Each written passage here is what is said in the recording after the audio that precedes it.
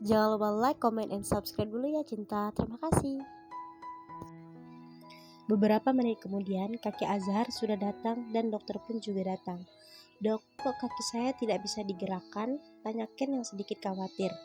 "Ya, sebenarnya Mas Ken ini mengalami lumpuh sementara, yang mana ini dapat disembuhkan dengan cara terapi rutin.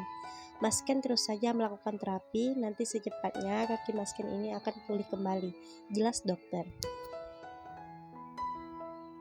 "Dok, apakah dia tetap bisa melakukan aktivitas belajar?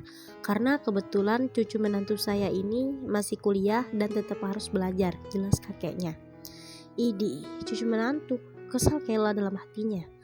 "Tentu bisa, tapi untuk saat ini jangan dipaksakan dulu, karena dia masih sakit dan teruslah rutin untuk terapi," jelas dokter lagi. "Tentu dok, calon istrinya ini akan terus mendampinginya," ucap kakek Azhar yang sedikit menggoda Kayla. "Baik Tuan, saya izin keluar dulu. Nanti jika ada apa-apa, Tuan bisa langsung pencet bel yang ada di samping tidur pasien." "Saya izin keluar dulu, terima kasih," ucap dokter dan kemudian pergi.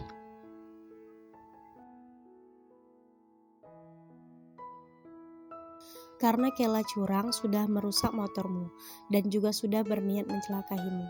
Itu sudah dianggap kalah, dan Kayla harus menikah denganmu 1 hari setelah kamu keluar dari rumah sakit," ucap kakek Azhar kepada Ken.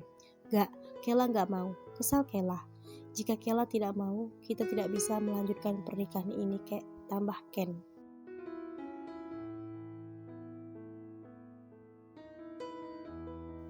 "Ken, selama ini kakek selalu menganggapmu sebagai cucu kakek. Kakek selalu merawatmu, mengajarimu tentang bisnis karena kakek yakin denganmu. Dan ini pertama dan terakhir sebelum kakek tiada. Kakek meminta sesuatu kepada kalian berdua," jelas kakek Azhar meneteskan air mata lalu kemudian berlalu pergi, meninggalkan mereka berdua.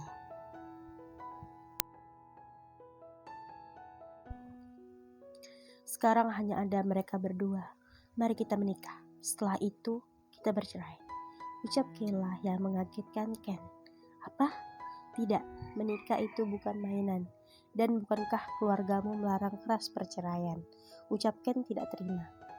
"Setelah menikah, harta warisan akan segera diberikan kepadaku.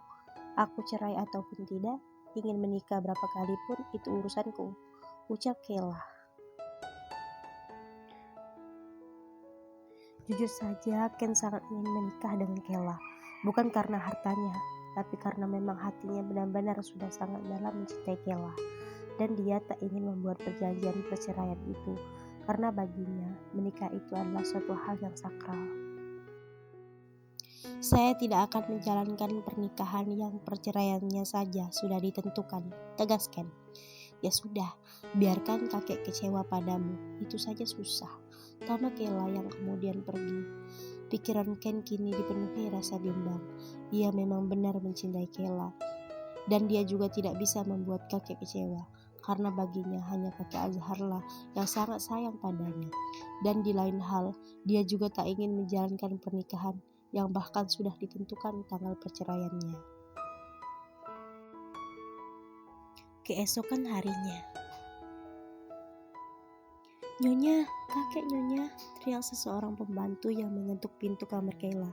Dengan cepat Kayla membuka pintu kamarnya. "Ada apa, Bi? Kenapa berteriak-teriak?" ucap Kayla yang sedikit khawatir karena dia sempat mendengar pembantunya menyebut nama kakeknya. "Kakek Nyonya, kakek tiba-tiba jantungnya kambuh dan sekarang langsung dibawa ke rumah sakit Nyonya," ucap Bi Surti.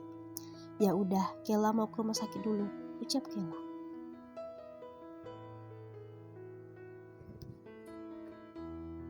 Sesampainya Kayla di rumah sakit,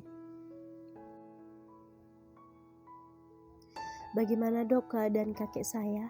tanya Kayla pada sang dokter dengan sedikit cemas. "Kakek Azhar mengalami serangan jantung, dan juga kakek Azhar ini kelelahan.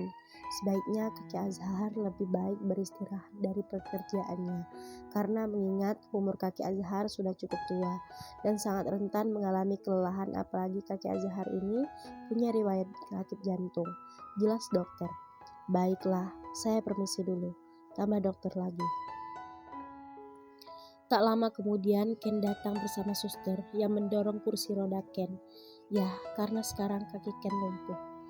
Saya permisi dulu tuan, nanti jika ada perlu tuan bisa memanggil saya lagi, ucap suster. Ya terima kasih, ucap Ken. Suster itu pun keluar dari ruangan.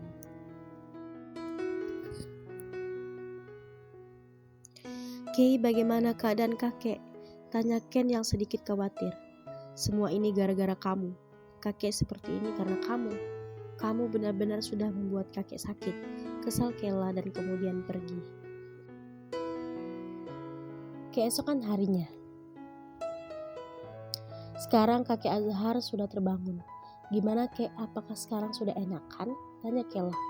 Belum, selagi kamu belum menikah dengan Ken, ucap kakek. Kakek harus sembuh, biar kita bisa cepat-cepat merayakan acara pernikahan Ken dan Kela. Tambah Ken yang mengagetkan kakek dan Kela.